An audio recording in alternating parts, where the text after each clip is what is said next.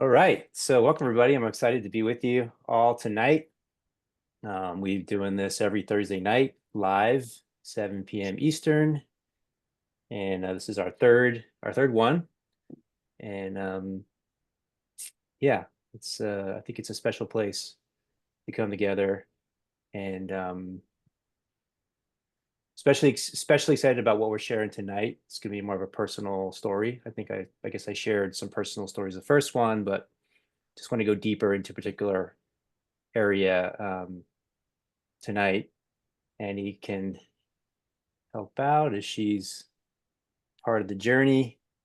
Will come up in this story as well, and everyone can contribute and share. And um, the first thing I want to say with this kind of a topic, I think is important, is that the things that I'm sharing are just my personal experience that could be beneficial to other people. It's kind of an inner guidance I feel called that it could be beneficial to other people.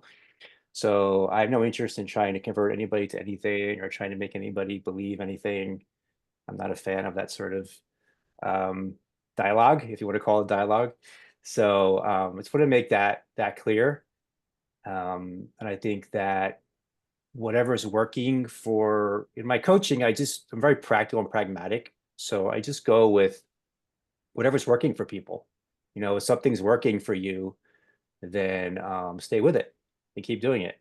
And if it comes to a point where it's not working for you, then try something different and do something different, you know?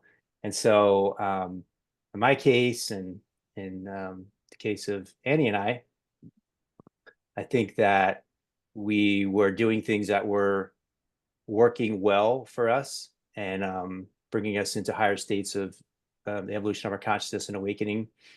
And then we came across something that just kind of pulls us into like a whole other stratosphere, you know, and that's what we're gonna focus on talking about tonight. So I had been um, doing this work for it's been close to 20 years now, and so coaching and teaching about spirituality and kind of this had this awakening into we could just call it the reality of the universe that was already present, right? So there was kind of this sense of something, and there was writing about it and sharing about it and trying to organize things around it. And a lot of my inspiration that was bringing things that felt like confirmation to me were coming from teachings from the Eastern teachings, yogis, and different gurus from India, and these kind of people, many others as well. But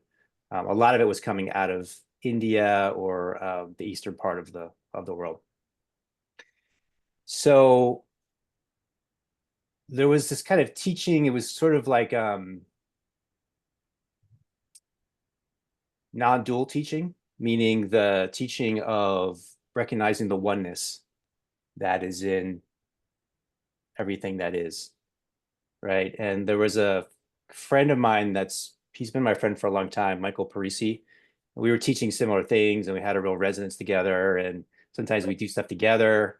But there was always a real appreciation of him, affinity for him, and just recognition of, Oh, this light that was illuminating from him and the truth of recognizing him. And there was this resonance that we're kind of sharing the same message. So maybe this is like 3 years ago or 2.5 years ago. He shares a message on Facebook about how he was in a deep meditation and he had this powerful encounter with Jesus. And it transformed his life tremendously. And he's never felt the kind of level of joy that he feels now. And, just really a profound shift for him. And it was something that it was kind of like stirred something in me because something similar was happening in me as well.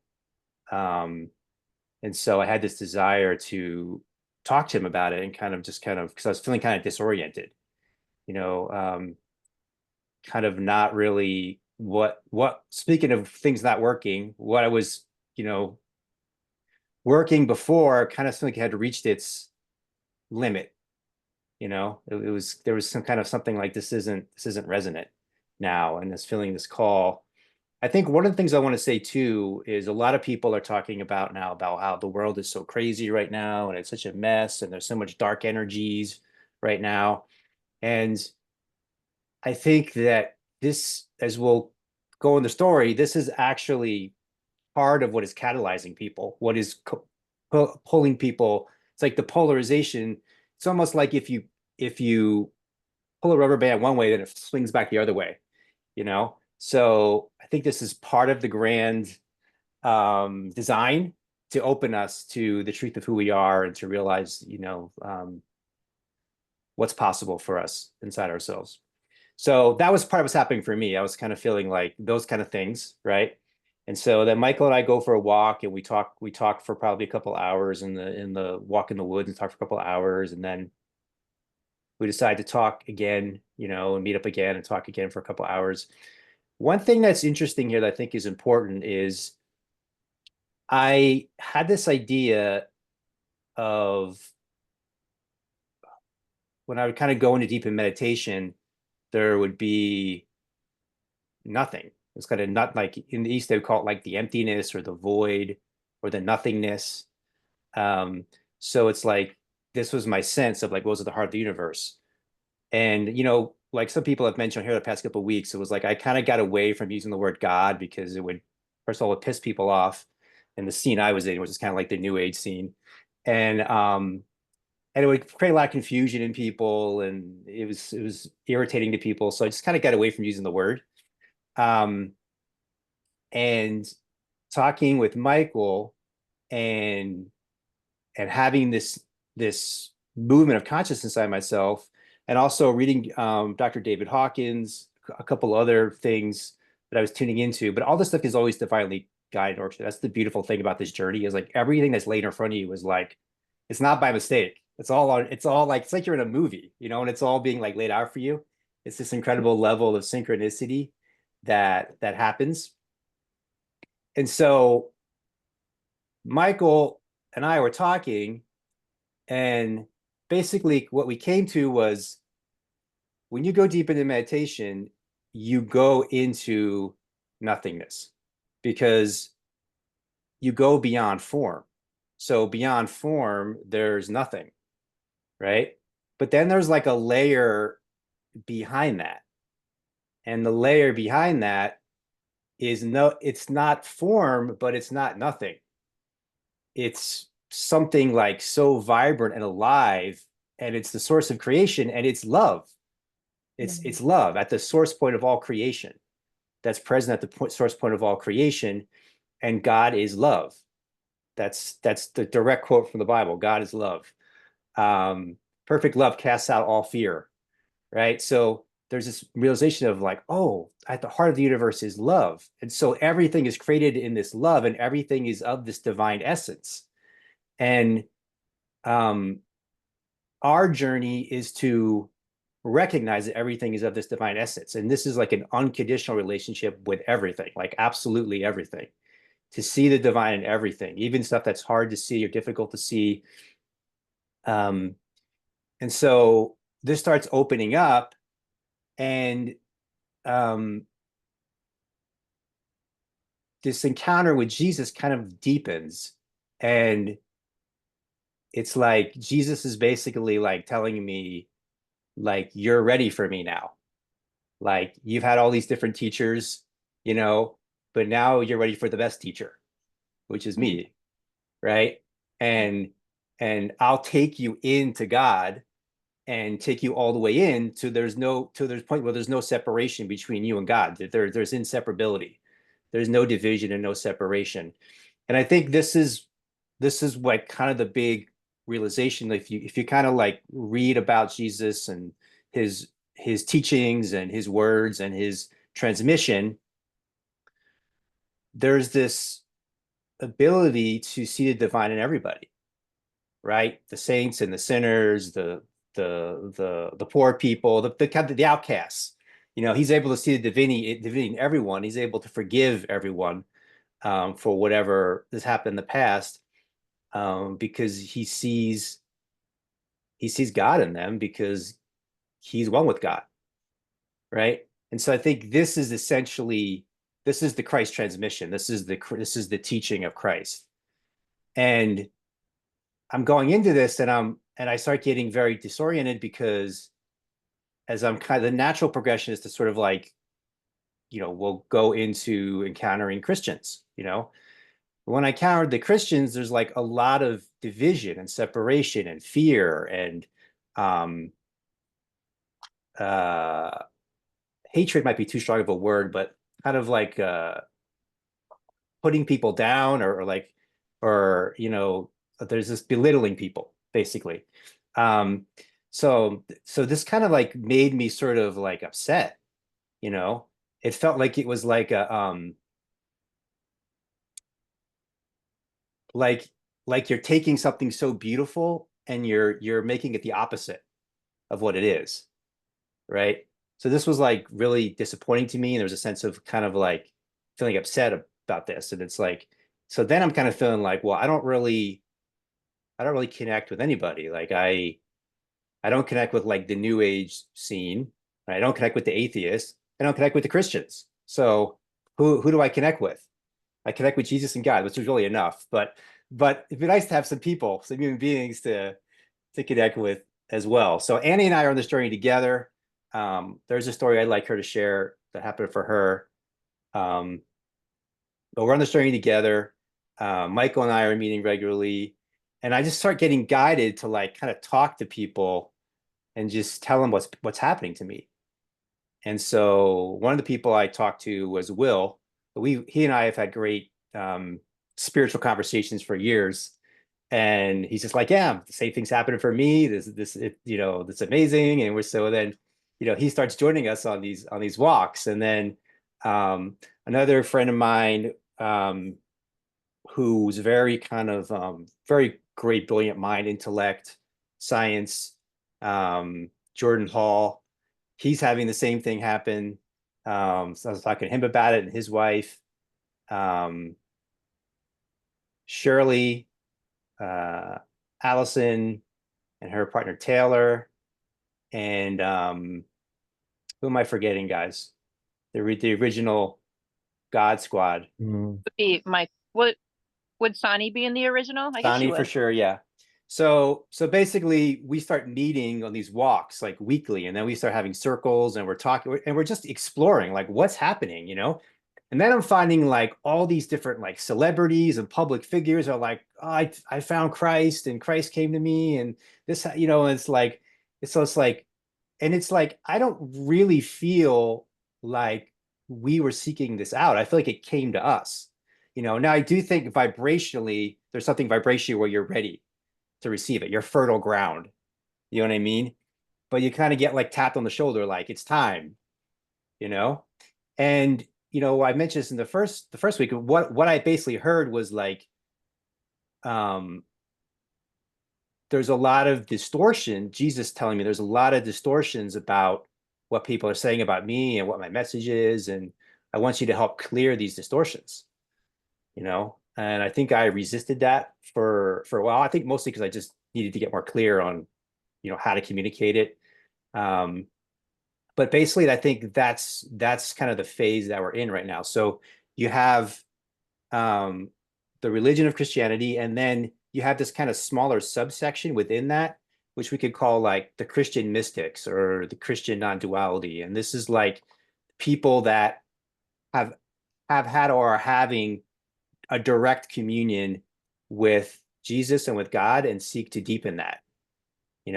So I started to kind of find those people, which is all the people I mentioned, and I started to find that lineage throughout history that I didn't really know existed, but it does exist and it's there and you can find it, all the way for the last 2000 years. There's these people that have like had this direct deep communion with Jesus and with God and have been blown open to transform their lives in the most beautiful ways. Now, what's interesting is like, this is really fascinating to me, and I haven't shared this before, but what tends to drive people away from God and Jesus is science. So people will get scientific and be like, this doesn't make any sense. These are like fairy tales, blah, blah, blah, right? So in my case, it was actually the opposite. It was actually being scientifically minded that brought me into God and into Jesus. Because science is really the act of observation, and science is the act of wanting to discover the truth, right? So, in a Mhm. very pragmatic, practical sense, I was noticing that like this works. Not only does it work, but it works like miraculously. Like it transforms people's lives in like the most profound ways, and the evidence is everywhere, you know.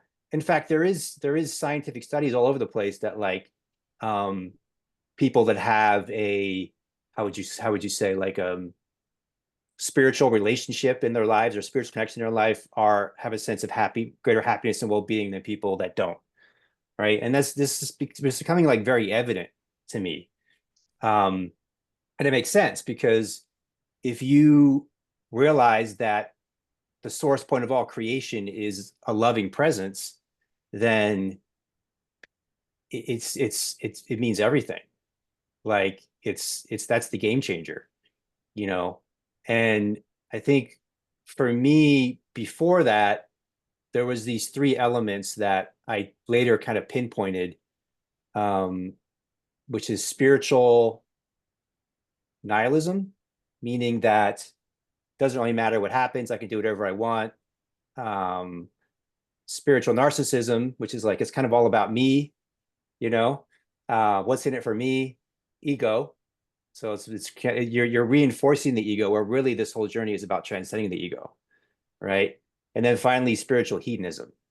And spiritual hedonism is like just doing whatever gives you immediate pleasure, right? So these things I found were like they were really big in the scene that I was in, and there was kind of this like explosion of stepping up in this whole other level of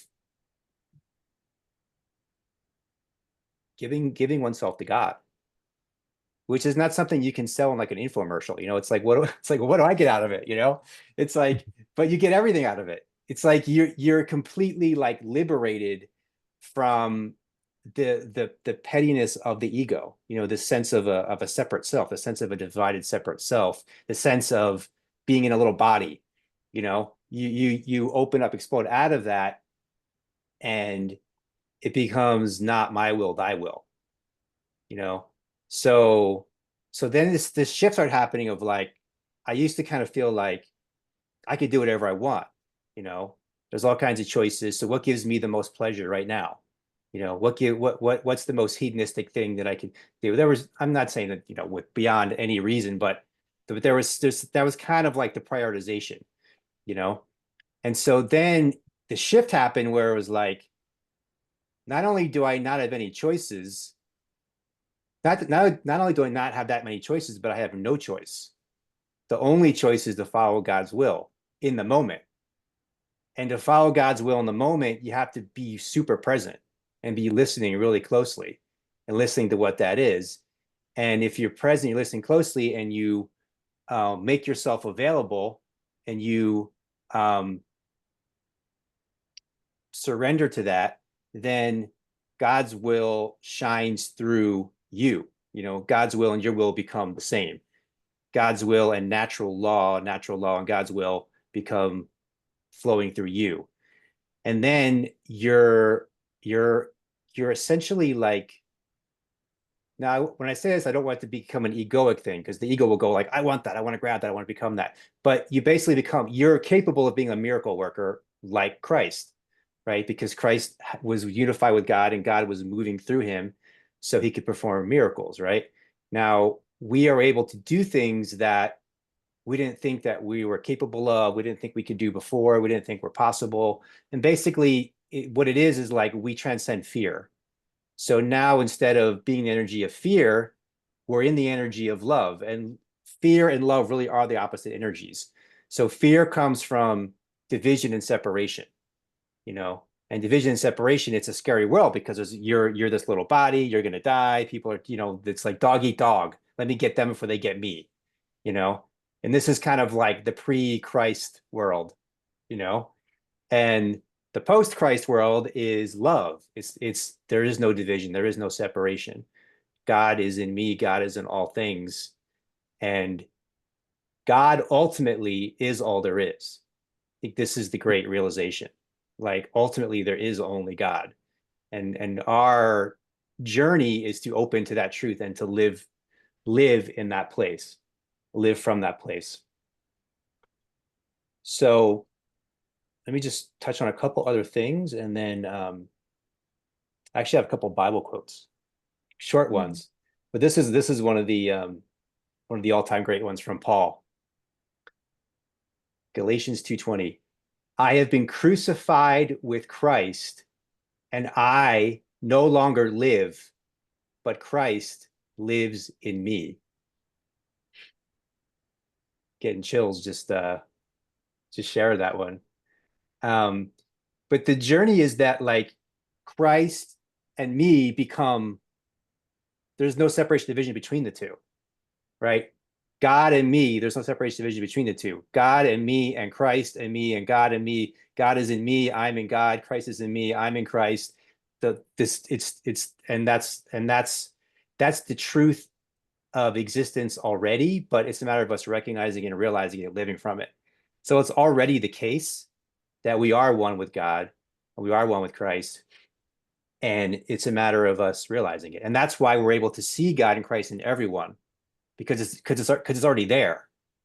Even if they don't see it in themselves, we see it in them, because it is there. And even if we're going through something difficult or something challenging, it's inside us. This truth resides inside us.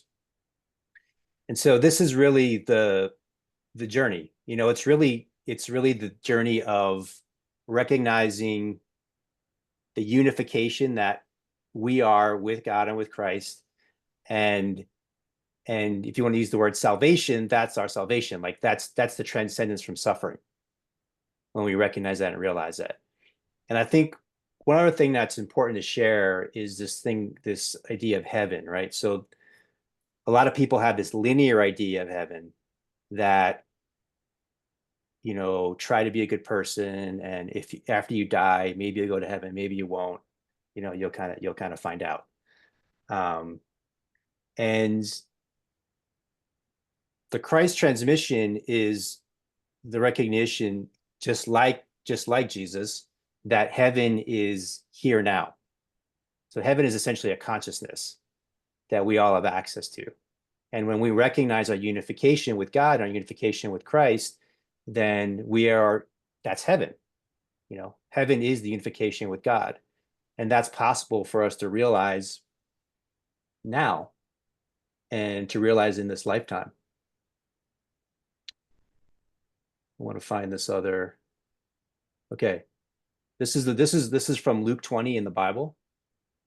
And it says, now when he was asked by the Pharisees when the kingdom would come, when the kingdom of God would come, Jesus answered them and said, the kingdom of God does not come with observation, nor will they say, see, here it is, or see, there it is. For indeed, the kingdom of God is within you. That's in the Bible. It's not some weird New Age text or something. So it's all there. This is the amazing thing. It's all there. It's always been there. The whole lineage is there.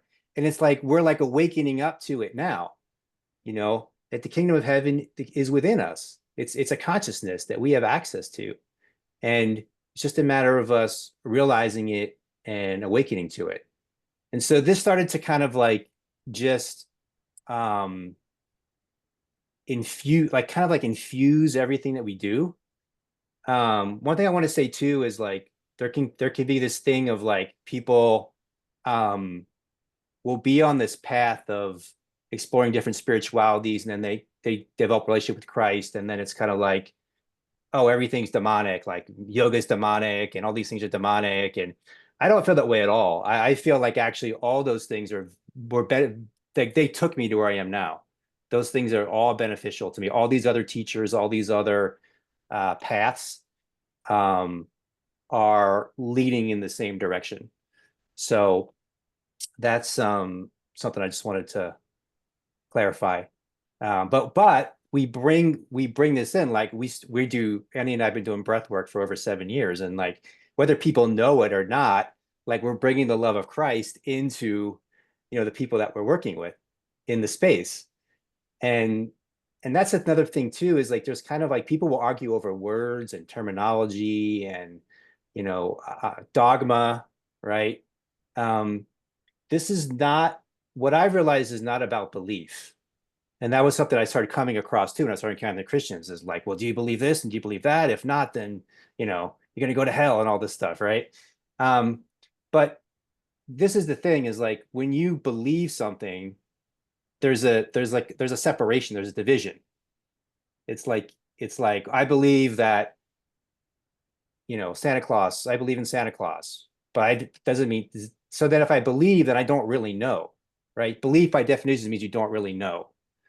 So this mystical path is not about belief. So it's not about ideas. It's not about I think this or I think that. It's like it's beyond the mind.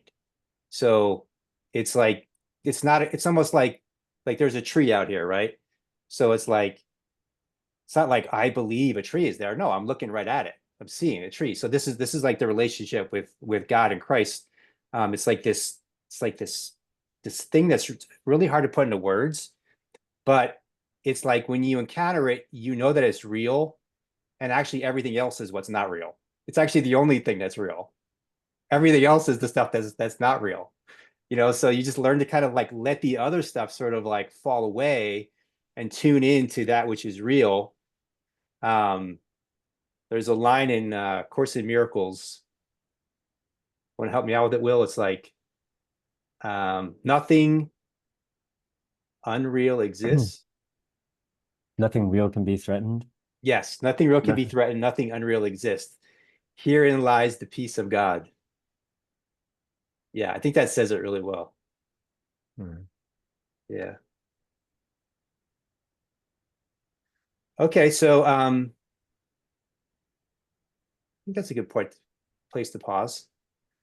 You guys want to share any questions or comments or reflections at this point? Hey, Andy, you want to share your story?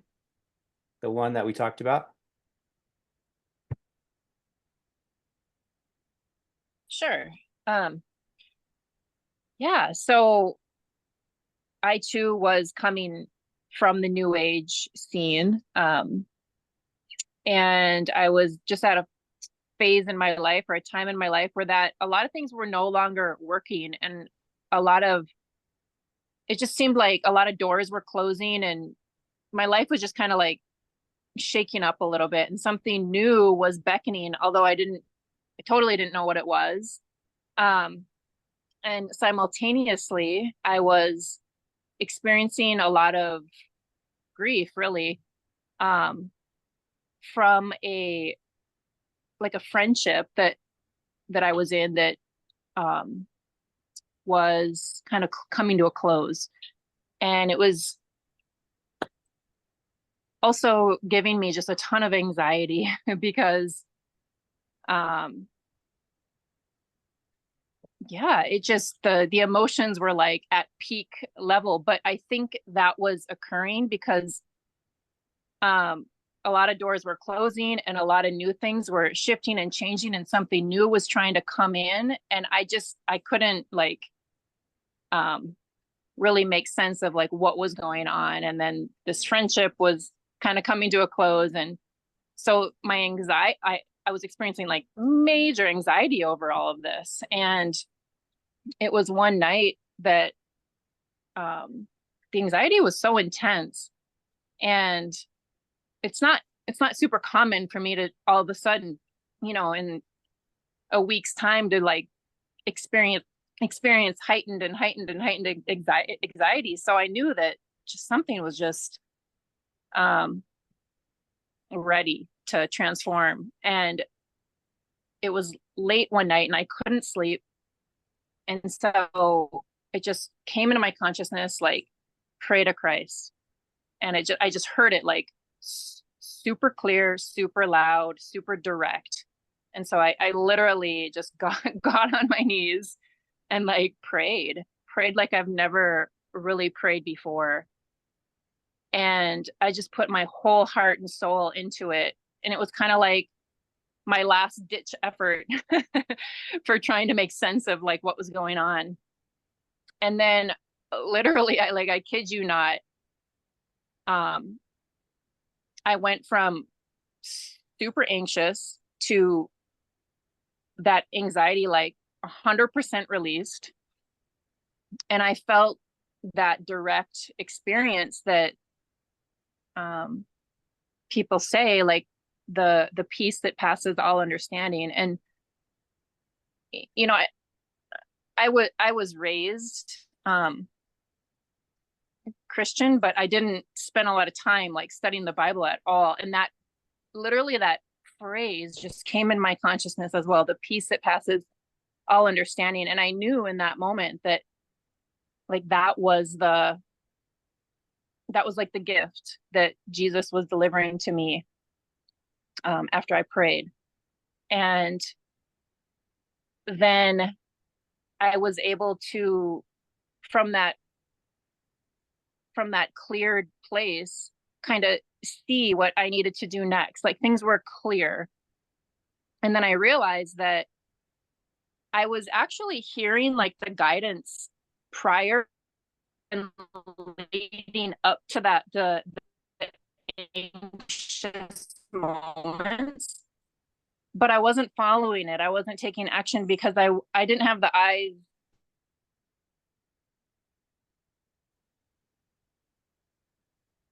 that was coming to me. But yeah, after the peace was there, I was able to really just and hear what I needed to do. And I'll never forget that moment. It was a miracle what happened. And then from that point on, it's just been a continued deepening and exploration with Christ, walking with Christ. And yes, it's absolutely opened me up to a higher level of consciousness, let's just say, but it's also like very humbling. So like it brought me to my knees really, and just a humility of like thy will. And that's been very life-changing. And it's also, you know, I feel like the Christ transmission for me is also like there's boundaries there too. Like it's okay to, you know, lovingly release certain situations if they're no longer in alignment, and you can do that with care and compassion. But yeah, so yeah, I'm just grateful. I'm grateful and thankful for all of that needed to bubble up like a volcano in order for me to finally like receive what was there all along. Really was there all along, like beckoning and calling me and giving me guidance, but I wasn't able at that point to receive it. So prayer, you know, I think prayer is really the answer in my experience. And it's each day is like it's a new opportunity to deepen in prayer, and it's exciting. It's exciting. Thanks, Annie, for sharing. Thanks for listening. Yeah. And I was present for that. I could say that I wasn't present in the moment, but I was present at that time. And yeah, it was super powerful shift in her. And I've heard those stories from like so many people. I started kind of like researching and kind of just like, you know, kind of almost like a journalist, like feeling like what's going on? What is this? Like what's happening, you know? And it's I almost think of Christ as like a technology. Like you just tune into it and it just like it works, you know? And it's like you can't there's no denying that it works. Like you see it all throughout history. You see it through all different people, all different cultures, places. So there's some mystery there. Like we don't have to fully know. In fact, this is the most amazing thing is like I think you start off with kind of all these ideas about who Jesus is and who Jesus was, and people argue about these ideas, right? But the more I go into Christ and Christ goes into me, the ideas disappear, like almost like clouds, like there's just the sun, you know? And it's like in the same way, I don't know who I am, not because I'm confused, but just because I'm infinite, you know? I don't know who Christ is with the mind. I don't know who God is with the mind. I can't. But I can know beyond the mind. So as this relationship deepens, it starts becoming about like ideas about and the dogma and the theories, and it just becomes something that's like almost like quiet. Like the mind is just still, you know? And um and that's it. You're there, and then the journey to support each other is like how do we be in this place, and then as Jesus says, be in the world but not of it. So be in this place of infinite stillness, which is this heart of love, and then also be in this world that's has a lot of different things going on inside it, while maintaining that center. I think that's where fellowship and community and supporting each other is really valuable.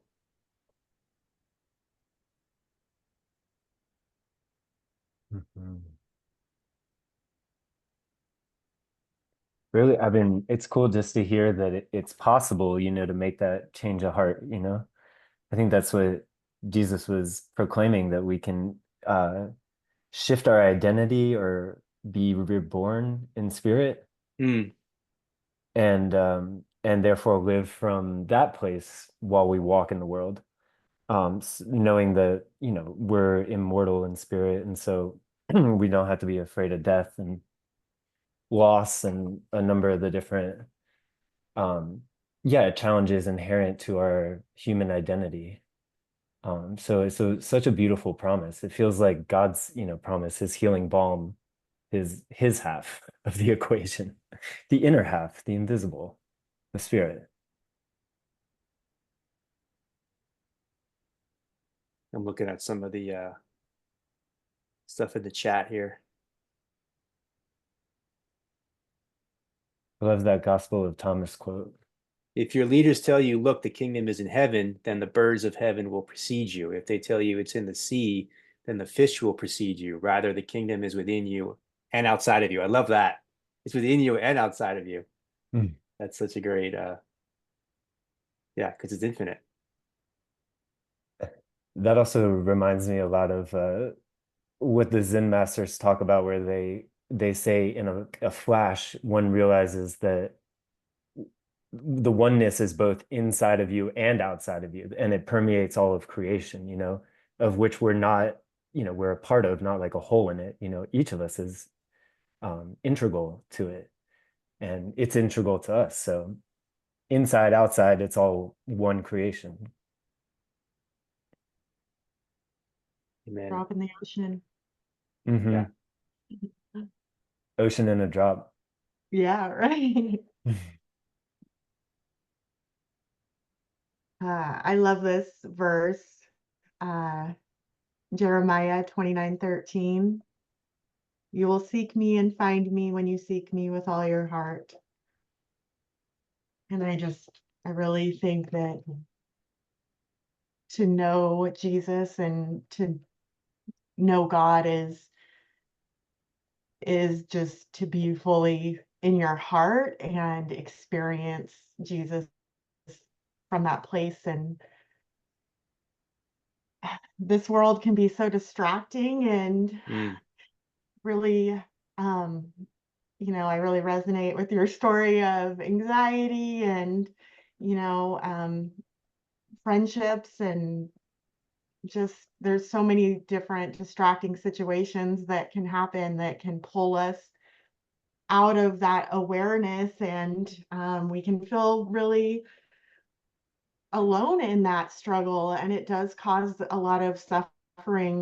Like you were saying, heaven is a place that we can create. I believe hell is also a place that we sure. can create, Yeah. and so and I feel like I've definitely experienced both sides of that Hmm. that coin. But it's, you know, to know that Jesus is always there and available for that rest, and that we can, for me, that's when I'm connected to Jesus. And for me, that's being in devotion. So if I spend some time in the morning, either reading a devotional, or the part that I resonate most with that's Christian would be Christian music. I love that. Like, it just turned my heart from like always listening to love songs that were about like a partner or a longing for um some kind of relationship, but to be longing and pouring out devotion to Jesus or to God is to me, such a higher, more amazing form of love that is just so constant. And so having that moment of devotion for me, setting that tone in the morning and spending time with that, just realigns my whole day. And then it's kind of like being in the center of the storm, where I just picture, just like this, there might be a hurricane going around you, but if you're in that center of the storm with Jesus, then you're untouchable. I really, I feel that. And um, I try to, just constantly remind myself of that and stay anchored in that place, because it's very chaotic, and so um, I love that. I don't know if you've heard of Aaron Abkey. I have, yeah. Yeah. There's actually a guy, he's not here tonight, but he's been telling me, Jeff, some of these guys know Jeff. He's been telling me about Aaron Apke. Yeah, deeply Mhm. profound. Yeah, his YouTube videos have really spoke to what you're talking about. And he grew up a pastor's son, and then had just this, great awakening. And it really transformed him. And yeah, his level of sharing just speaks so clearly to that love. And when we know that we are that, not just that That's the key. not just that it's all around us and everyone's it, but we're also of that love, and we are that. And yeah, so I think it's just such an important recognition, and it changes everything if we can actually begin to operate from that place of knowing.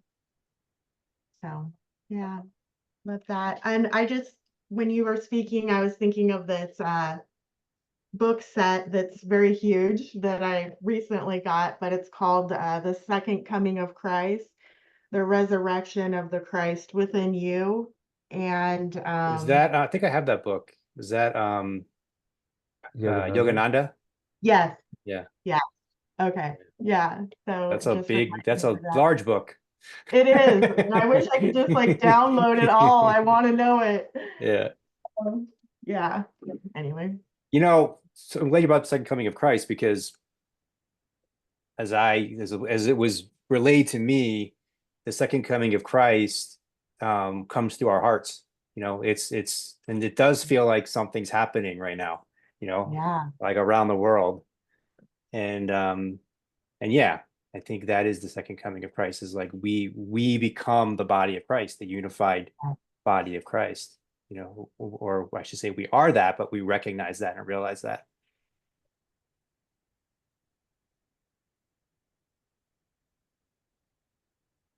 Anybody else want to share any comments or questions who hasn't shared yet?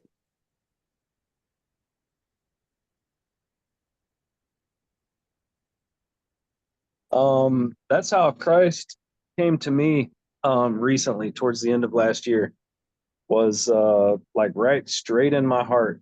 And I was able to see and feel Christ like as myself. in my heart, and was told also that Christ lives in the hearts of everybody here.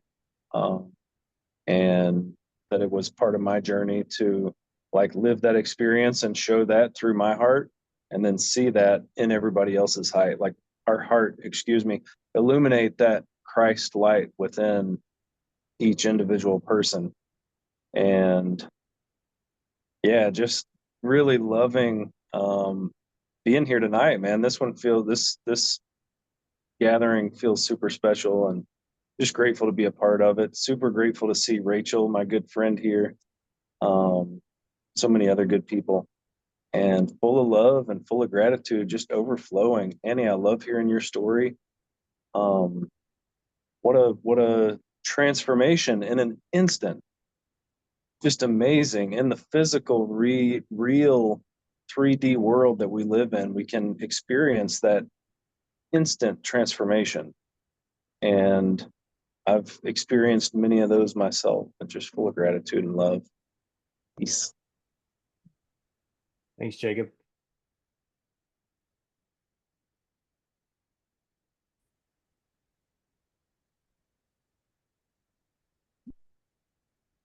Yeah, I also just want to share my gratitude for being invited to this group. I am maybe not so much new to having a relationship with Jesus, but it's been a confusing, kind of isolating deepening into that relationship, because I also felt like there really wasn't nowhere that I really clicked in and belonged with what I was experiencing. And I am very grateful that I've been able to, meet all of you through video call who are resident with a similar, awareness that is being downloaded and awakened with us. And it definitely gives me a lot of peace and comfort to know that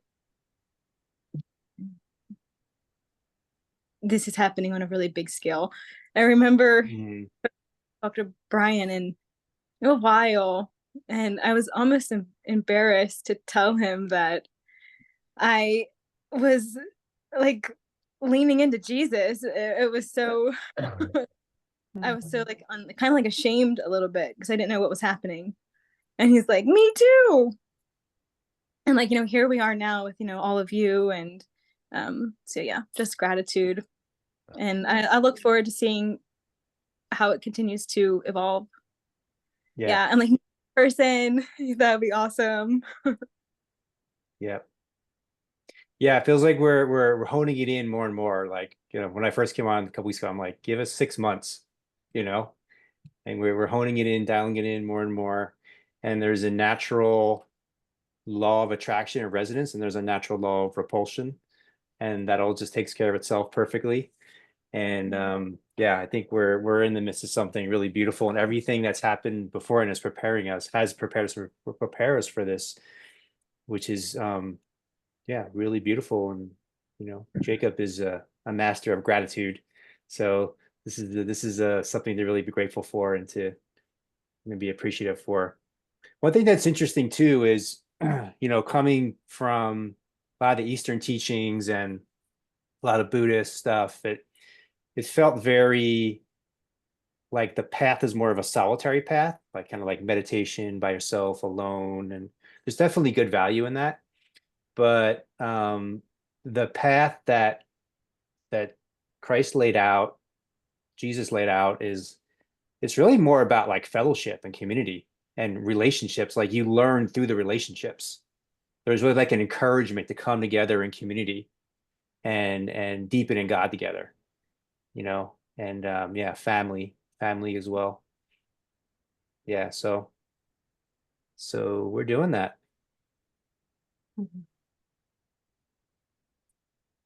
Yeah, these teachings like love your neighbor as yourself, and like it's like you're learning how to deepen in God through the relationships with each other. And the reason that you love your neighbor for yourself as yourself is because your neighbor is yourself. You know, it's like you recognize the divine in the other and in yourself.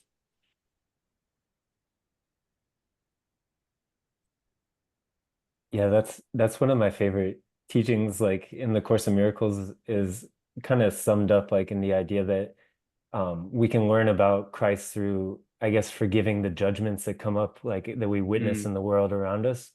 Um, and that actually is an opportunity for us to kind of like learn of our own mind, what we're seeing outside of us. And instead of, judging those things or slowing that down, we can use it as an opportunity to forgive and come more closely to just witnessing the purity of the divine essence, no matter what. But I just think that's a beautiful teaching because you can use it in the world just every day where you go around, just like being aware of what's arising in our perceptions and then getting used to having a forgiving attitude towards that is like a great way to just walk through life to me and be walking on the path as it unfolds. Yeah, I the think, if you go want to ahead, talk, you can. go ahead, Gio. I think one thing that I noticed with particularly Christians, because I have Christian friends, and one thing I noticed is that they're very kind and friendly people. There's definitely people who are very like on the more judgmental side and very like hell and damnation, all that, right? But the ones that I know, they're very loving, kind, compassionate people, and even to strangers, they're that way. And I think that's because they're kind of following the way that Christ was and, how he acted in his life, where he was this very selfless, compassionate person, healing multiple people. I see a lot of people that take on, the way that Christ lived.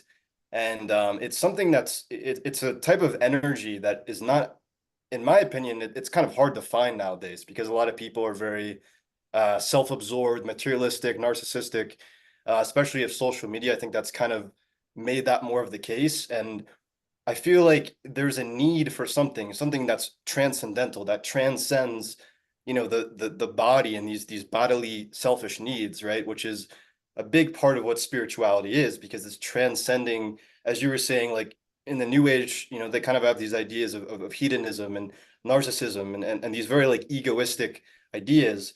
But when you can find something that is rooted in selflessness, and that selflessness is rooted in something that can transcend yourself, going within yourself and finding the Christ that is within you, that allows you to reach that aspect of yourself that is not bound by the world, is not bound by these bodily needs or these selfish needs.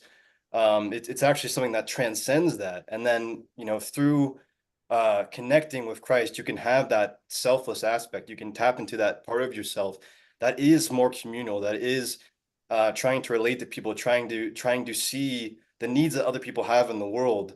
And I think it's really important that and something that I've noticed in my life is that having that spiritual connection is actually necessary to have deeper relationships, to see past this veil, we this superficial veil that we try to place on other people. How does this person serve me? What can I get out of this person? Instead, it's how can I serve? How can I be of service to the world? How can I provide something? And how can I also transmute this, infinite love through myself and be in touch with that at all times? I think that's something that I noticed, having that Christ relationship really helps with. Beautiful. Well said. Well said, Gio.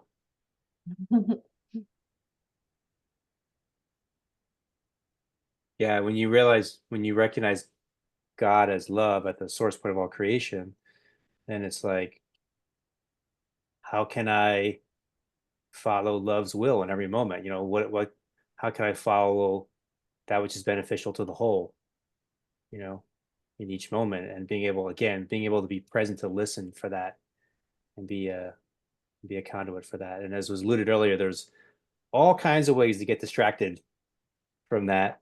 But the more you recognize that, like, that there's just no comparison Yeah. between, you know, focusing your attention on God or anything else. I think that's becoming more clear to me over the last few months. Is oh, one other thing too is like there's kind of this idea that, like, you know, when I was kind of growing up, I would see these religious people, and I'm not saying everybody, but it's people that I would, particular kind of people that they would just seem like really kind of like, what word you would call it, kind of like lifeless and like, like dead, like they're like they had no life force, no vitality, no energy, um, kind of like resigned to just this kind of life that was like, I don't want to say unhappy, but it kind of felt like they were unhappy, basically, you know. And what I've recognized is like when you tap into the true God, the real God, the God that's at the heart of creation, this loving presence is like it's the greatest high there is. Like there's nothing, there's like this is why I think like people lose these drug addictions when they find God, because it's like this the choice is clear. Like this is a way better high than like anything I could find in this world, anything in the world of form and time and space. And so I just tune into God, and it's like this renewable resource of ecstatic love that never tires, never drains. It's infinite, you know, it's boundless, and it resides inside all of us. And so when you recognize that, it's like, yeah, why would I give my attention to anything else? And so we just need to remind each other of that, you know. And I think this is why we come together. This is why it's good to pray together, to sing together, as was mentioned earlier, to, you know, whatever our form of worship is, or our form of reminding each other of being in the be devoted to the essence. Yeah.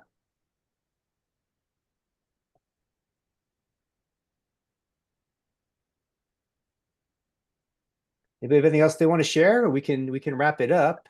I wanted to say one thing about what Jackie just wrote. Like, I really agree that I was raised in the Christian religion, but yeah, that movement of people recognizing that, or for me, it's growing up and realizing so many of the stories and ideas that I was given and adopted are just, you know, so small compared to the reality about it, Yeah. and realizing that, you know, Jesus actually existed and he walked on this earth and he was transmitting this. My search for truth has really brought me to him as somebody that, you know, he existed before the religion that followed him, you know. So Right.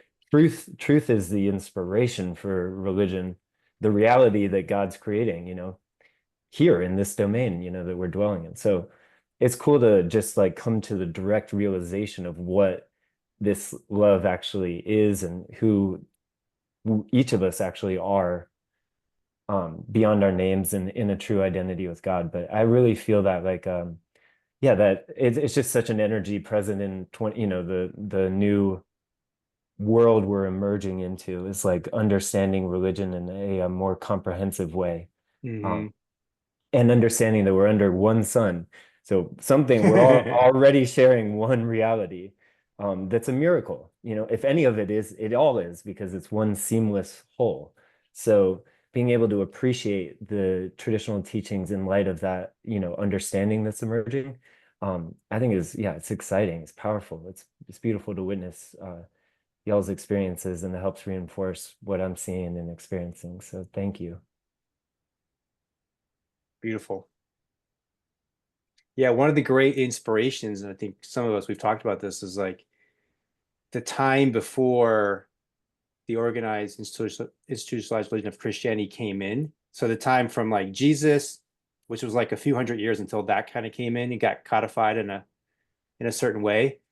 And the original followers of Jesus didn't call themselves Christians. I love this so much. So they didn't call themselves Christians. They didn't call it Christianity. They called it the way, because it's the way, you know? So they were followers of the way. And they just seem like, you know, I think that's what we're kind of, to me, if there's a thing of like a revival, it's like that's what's being revived is that particular moment in time. That's what's opening up inside our hearts right now. And we're like, that's what's getting lit up in this particular time that we're in. And they were just so on fire.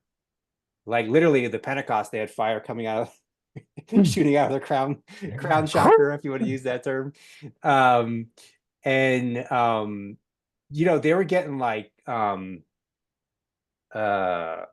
what's the word when you get like killed for God or for Jesus? They were getting killed by like the, you know, the Romans and all kinds of brutal ways. And like Persecuted. persecuted, yeah.